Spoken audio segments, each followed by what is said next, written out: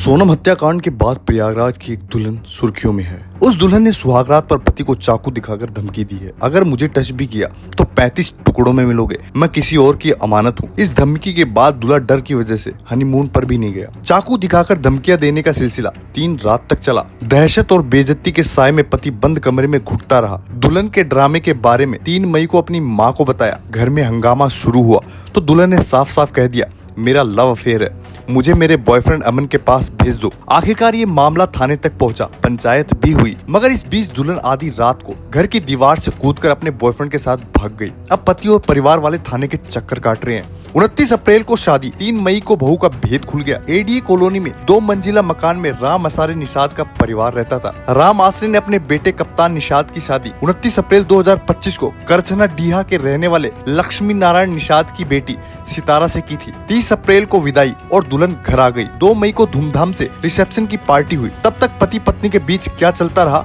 ये किसी को पता तक नहीं। राम आसरे के मुताबिक 3 मई को घर में मेरी पत्नी और बेटा किसी बात को लेकर चिल्ला रहे थे। मेरी पत्नी रो रही थी। तब हमें पता चला कि मेरी बहू मेरे बेटे के साथ नहीं रहना चाहती। हमने प्यार से बहू को उसके कमरे में बुलाया, पूछा कि क्या हो गया। उसने साफ साफ कह दिया कि मैं तो अमन से प्यार करती हूँ, उसी के साथ रहना चाहती हूँ, वही मेरे साथ सुहागरात मना सकता है, कोई और नहीं। इसके बाद हमने अपने समधी को फोन किया, उनको बुलाया। 25 मई को दोनों परिवारों के लोग एक साथ बैठे। उन्होंने अपनी बेटी सितारा को समझाया, मगर कोई फायदा नहीं हुआ। फिर हमने कुछ मोहल्ले के लोगों को भी घर पे बुलाया। कह सकते हैं कि उस दिन एक राजीनामा ही हुआ जिसमें लिखा गया था कि सितारा कहीं नहीं जाएगी, वो हमारे साथ बहू बनकर यहीं रहेगी, अपने बॉयफ्रेंड को भूल जाएगी। लेकिन बंद कमरे के अंदर सितारा मेरे बेटे को परेशान ही करती रही। हम लोग चुपचाप थाने तक पहुंचे, एसएचओ को पूरा मामला समझाया, कहा कि एफआईआर नहीं करानी, मगर हम चाहते हैं कि इज्जत घर की दहलीज के अंदर ही रहे, बहू हमारे ही घर में रहे, वरना समाज में बहुत बेइज्जती होगी। थाने में भी दोनों परिवारों की मौजूदगी में यही तय हुआ कि सितारा अपने पति कप्तान के साथ रहेगी। हम लोग राजी खुशी घर लौट गए, मगर यह सब सिर्फ 30 मई तक चला।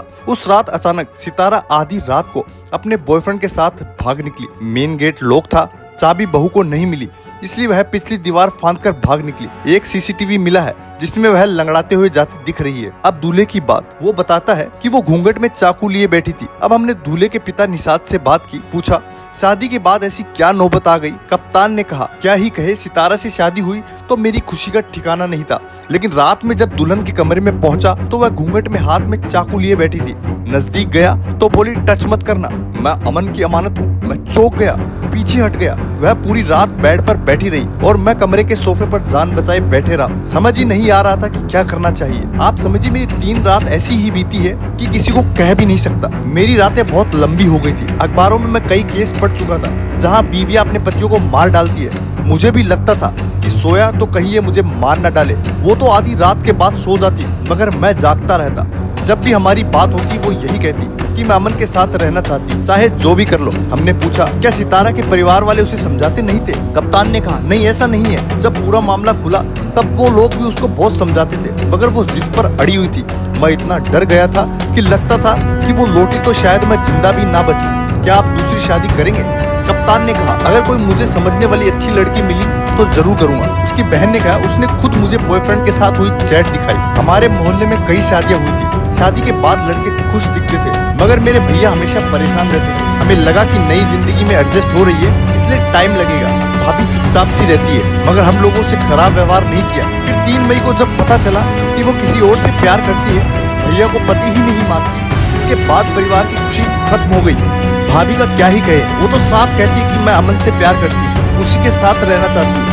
अमन से तो हमारे सामने ही फोन करके बोल दिया कि मुझे जल्दी से यहाँ से ले चलो। अमन भी बोलता था कि मैं तुम्हारे पति को मार दूंगा। भाई के मुंह पर बोल दी थी कि हम उसी के साथ रहेंगे। भाई तो खाना तक छोड़ दिए थे। फिर भाभी को मैं समझा रही थी, तब उन्होंने कुछ मोबाइल में चैट्स दिखाई जो उनके और अमन के बीच थी।